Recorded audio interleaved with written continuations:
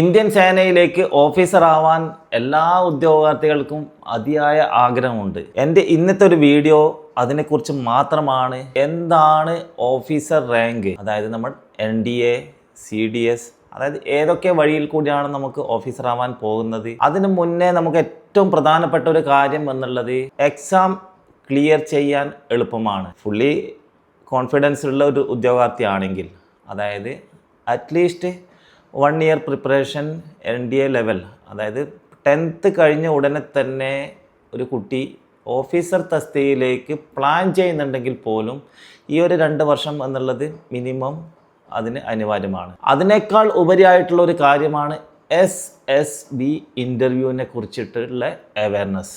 ഇന്ന് ഈ വീഡിയോയിൽ പറയാൻ ഉദ്ദേശിക്കുന്നതും ഞാൻ ആഗ്രഹിക്കുന്നതും ഈ ഒറ്റൊരു വിഷയത്തിന്മേലാണ്. SSB interview. മിക്ക ഉദ്യോഗാർത്ഥികൾക്കും ഇതിനെക്കുറിച്ചിട്ട് വ്യക്തമായിട്ടുള്ള ഒരു ധാരണയുമില്ല. എല്ലാവരും ഇന്ത്യൻ ആർമിയിൽ അല്ലെങ്കിൽ ഇന്ത്യൻ എയർഫോഴ്സിൽ അല്ലെങ്കിൽ ഇന്ത്യൻ നേവിയിൽ ഓഫീസർ ആവണം. എങ്ങനെയാണ് ഓഫീസർ ആവേണ്ടത് എന്ന് പോലും അറിയാതെയാണ് NDAക്ക് അപ്ലിക്കേഷൻ കൊടുക്കുന്നത്, അല്ലെങ്കിൽ CDSന് വേണ്ടി പ്രിപ്പറേഷൻ ചെയ്യുന്നത്, അല്ലെങ്കിൽ AFCAT ആയിക്കോട്ടെ, ഗ്രാജുവേഷൻ എൻട്രി ആയിക്കോട്ടെ, NCC എൻട്രി ആയിക്കോട്ടെ, ഈവൻ എനിത്തിങ്. ഇതിനെക്കുറിച്ച് എല്ലാവർക്കും അറിയാം.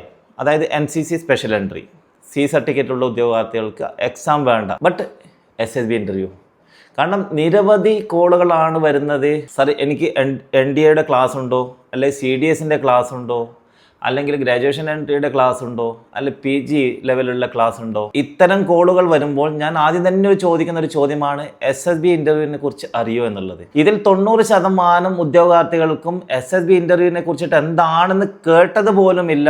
ആ ഒരു ഉദ്യോഗാർത്ഥിയാണ് ഓഫീസർ തസ്തികയിലേക്ക് എക്സാമിനേഷന് വേണ്ടിയിട്ടുള്ള പ്രിപ്പറേഷൻ ചെയ്യുന്നത്. പ്രിയപ്പെട്ട ഉദ്യോഗാർത്ഥികളെ, എനിക്ക് നിങ്ങളോട് ഇന്ത്യൻ സേനയിലേക്ക് ഏത് കാറ്റഗറിയിലായിക്കോട്ടെ, അതായത് ആർമി, എയർഫോഴ്സ്, നേവി, ഏത് വിഭാഗത്തിൽ കൂടിയാണ്, കാരണം നമുക്ക് ഏകദേശം 10-12ഓളം കാറ്റഗറിയിലേക്ക് കൂടി ഇന്ത്യൻ ഡിഫൻസിലേക്ക് നമുക്ക് ഓഫീസർ ആവാൻ സാധിക്കുന്നതാണ്. +2 ലെവലാണെങ്കിൽ NDA, ഗ്രാജുവേഷൻ ലെവലാണെങ്കിൽ CDS, അതുപോലെ തന്നെ BTech entry, NCC entry, JAG, അങ്ങനെ ഒട്ടുമിക്ക കാറ്റഗറിയിലേക്ക് കൂടി നമുക്ക് ഇന്ത്യൻ ഡിഫൻസിലേക്ക് ഓഫീസർ ആവാൻ സാധിക്കുന്നതാണ്.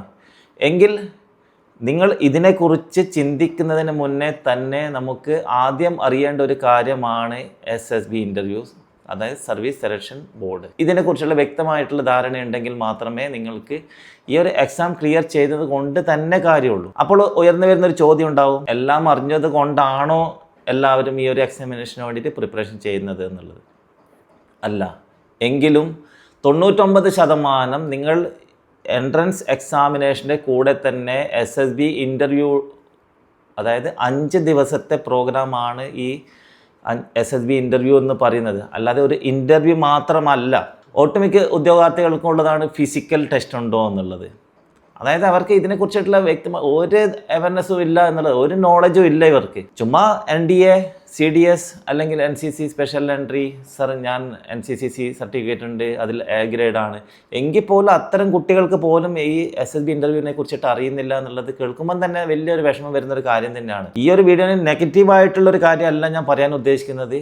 ഇതിനെക്കുറിച്ചിട്ട്, അതായത് ഈ ഒരു ഓഫീസർ തസ്തികയിലേക്ക് നിങ്ങൾ പോകുന്നതിന് മുന്നേ 5 ദിവസത്തെ പ്രൊസീജിയറാണ് SSB ഇൻ്റർവ്യൂ വെച്ചിട്ട് SSB ബോർഡിനകത്ത് വെച്ച് നടക്കുന്നത്. ആദ്യത്തെ ദിവസം സ്ക്രീനിങ് ടെസ്റ്റ് ഉണ്ടാവും, വെർബൽ, നോൺ വെർബൽ, അതുപോലെ തന്നെ PPDT. ഈ ഒരു 3 ടെസ്റ്റിന് ശേഷമാണ് നിങ്ങൾ അടുത്ത സെക്കൻഡ് സ്റ്റേജിൽ, അതായത് അടുത്ത ദിവസം നിങ്ങൾ എൻട്രി ആവുന്നത്. അതിനുശേഷമാണ് 2, 3, 4, 5 ഈ 4 ദിവസങ്ങൾ ഒരുപാട് കാറ്റഗറിയിലേക്ക് കൂടിയാണ് നിങ്ങൾ കടന്നത്. ഓരോ ദിവസവും പല പല ടെസ്റ്റുകളാണ് നടക്കുന്നത്. അതിനെക്കുറിച്ചിട്ടുള്ള ഒരു ഇൻഫർമേഷൻ അടുത്തൊരു വീഡിയോയിൽ കൂടി ഞാൻ പറയുന്നതാണ്. അതിനു മുന്നേ ഈ ഒരു 5 ദിവസത്തെ ക്ലാസ്സസ്, അതായത് 5 ഡേ പ്രൊസീജിയർ എന്താണ് എന്നുള്ളത് അറ്റ്ലീസ്റ്റ് ഒരു യൂട്യൂബിലോ അല്ലെങ്കിൽ ഗൂഗിളിലോ സെർച്ച് ചെയ്തിട്ട് വേണം നിങ്ങൾ ഇതിനെ കുറിച്ചിട്ട് ചിന്തിക്കാൻ പോലും. അതായത് നമ്മൾ NDA എക്സാമിനേഷൻ എഴുതാൻ പോകുന്ന ഒരു ഉദ്യോഗാർത്ഥി at least 1 year individual preparation SSB ഇൻ്റർവ്യൂവിൽ എന്താണോ നടക്കുന്നത് അതിനെക്കുറിച്ച് പഠിച്ചിട്ട് വേണം അടുത്ത കോച്ചിങ്ങിന് വേണ്ടി പോകുക. അപ്പോൾ കോച്ചിങ് സെൻറ്ററിനെ കുറിച്ചിട്ട് ഒരുപാട് എൻക്വയറി വരാനുണ്ട്. SSB ഇൻ്റർവ്യൂവിൻ്റെ ക്ലാസ്സസ് കേരളത്തിൽ വളരെ റെയറാണ് ഇന്നത്തെ ദിവസം. അപ്പോൾ ഒട്ടുമിക്ക നമ്മൾ ഇതിൻ്റെ എക്സാം സെൻറ്ററിനെ കുറിച്ച് സജഷൻ ചെയ്യുമ്പോഴും അപ്പോൾ കുട്ടികൾ ചോദിക്കുന്ന ഒരു ചോദ്യം എന്നുള്ളത്, സർ ഞാൻ അവിടെ ചെന്നിട്ട് പഠിച്ചാൽ പോരെ, ഒരു 14 ദിവസം അല്ലെങ്കിൽ ഒരു 28 ദിവസത്തെ കോഴ്സാണ് നമുക്ക് SSB ഇൻ്റർവ്യൂവിനെ കുറിച്ച് ലഭിക്കുന്നതെങ്കിൽ 0 ലെവലിൽ നിന്നും പോയിട്ട് അവിടെ ചെന്നിട്ട് നമുക്ക് പഠിക്കുക എന്നുള്ളത് വളരെ നെഗറ്റീവായിട്ടുള്ള ഒരു കാര്യം തന്നെയാണ്. ആദ്യം തന്നെ ഞാൻ നേരത്തെ പറഞ്ഞതുപോലെ 1 വർഷത്തെ പ്രിപ്പറേഷൻ ഇൻഡിവിജ്വൽ SSBക്ക് വേണ്ടി നിങ്ങൾ മാറ്റിവെക്കുക. അതിനുശേഷമാണ് നിങ്ങൾ പഠിച്ചിട്ടുള്ള കാര്യം അവിടെ നറേറ്റ് ചെയ്യാൻ വേണ്ടിയിട്ടാണ്. അവിടെ നിങ്ങൾ ഒരു വർഷം പഠിച്ചിട്ട് SSB ഇൻ്റർവ്യൂവിനെ കുറിച്ചിട്ട് പഠിച്ചിട്ടുള്ള ഒരു കാര്യം അവിടെ ചെന്നിട്ട് നിങ്ങൾ പ്രാക്ടിക്കലായിട്ട് ചെയ്യാനാണ് ഈ ഒരു കോച്ചിങ്ങിന് വേണ്ടി നിങ്ങൾ യൂട്ടിലൈസ് ചെയ്യേണ്ടത്. അല്ലാതെ എക്സാം ക്ലിയർ ആയതിനു ശേഷം, അതുപോലെ തന്നെ ഒരുപാട് ഉദ്യോഗാർത്ഥികളാണ് SSBയുടെ ഡേറ്റ് വന്നതിന് ശേഷം ഇതിൻ്റെ കോച്ചിങ്ങിന് വേണ്ടി പോകുന്നത്. അപ്പോൾ വളരെ നോർമലായിട്ടുള്ളൊരു കാര്യം തന്നെയാണ്. വിജയ ശതമാനം മേ ബി 1% കുട്ടികൾ പാസ്സായേക്കാം, ബാക്കി 99% ഉദ്യോഗാർത്ഥികളും ഫെയിൽഡ് ആവുന്നുള്ള യാതൊരു സംശയവുമില്ല.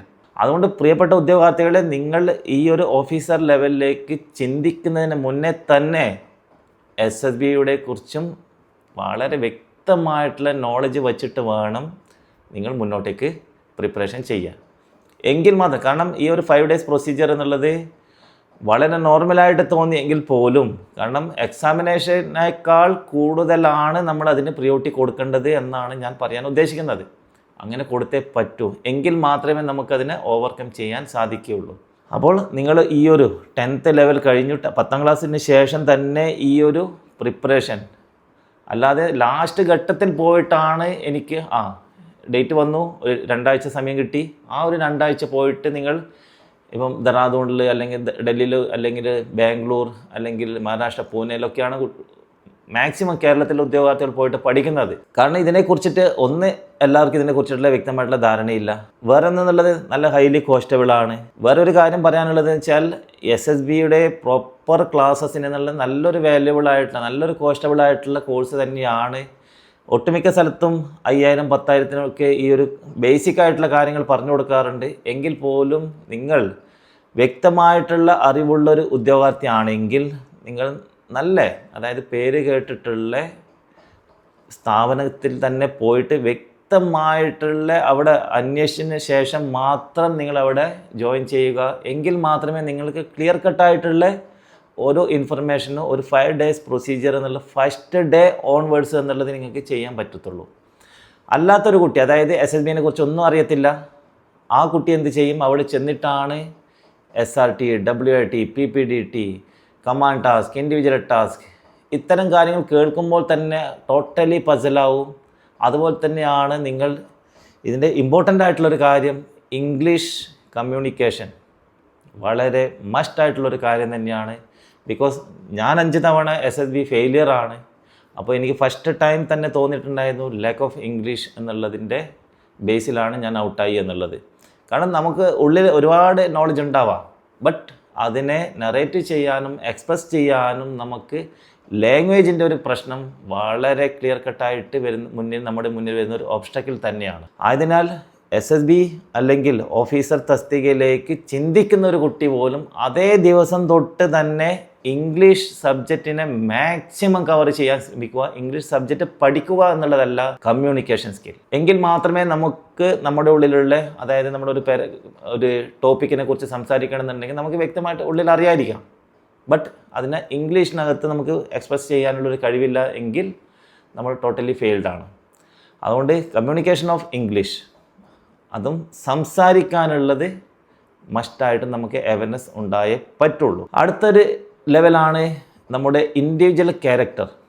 കാരണം SSBക്കകത്ത് നമ്മൾ ആർട്ടിഫിഷ്യലായിട്ട് തന്നെ ഒരു ക്യാരക്ടറിനെ ഉള്ളിൽ കൊണ്ടുവന്നിട്ടുണ്ടെങ്കിൽ മാത്രമേ നമുക്ക് അവിടെ സക്സസ് ആകാൻ പറ്റത്തുള്ളൂ. അവിടെ എന്താണോ നമ്മൾ സംസാരിക്കാൻ ആഗ്രഹിക്കുന്നത്, ഞാൻ എന്താണോ പറയാൻ ആഗ്രഹിക്കുന്നത്, ടോട്ടലി പോസിറ്റീവ് മൂഡിലുള്ള കാര്യങ്ങൾ മാത്രമേ SSB ഇൻ്റർവ്യൂവിനകത്തുള്ളൂ. നെഗറ്റീവ് എന്നുള്ളത് ഒരിക്കലും അക്സെപ്റ്റ് ചെയ്യാത്തൊരു കാര്യം തന്നെയാണ്. ഞങ്ങൾ എത്രമാത്രം ഇംഗ്ലീഷ് അറിഞ്ഞാൽ പോലും, എത്രമാത്രം സ്റ്റാൻഡേർഡൈസേഷൻ ഓഫ് ലൈഫ് ഉണ്ടെങ്കിൽ പോലും നിങ്ങൾക്ക് അതിനെ പ്രതിപാദിക്കാൻ, അതായത് നിങ്ങൾക്ക് പറയുന്ന സമയത്ത് അതിൽ നെഗറ്റീവായിട്ടുള്ള പോയിൻ്റ് വരികയാണെങ്കിൽ നിങ്ങൾ മസ്റ്റായിട്ടും ഫെയിൽഡ് ആവുന്നുള്ള യാതൊരു സംശയമില്ല.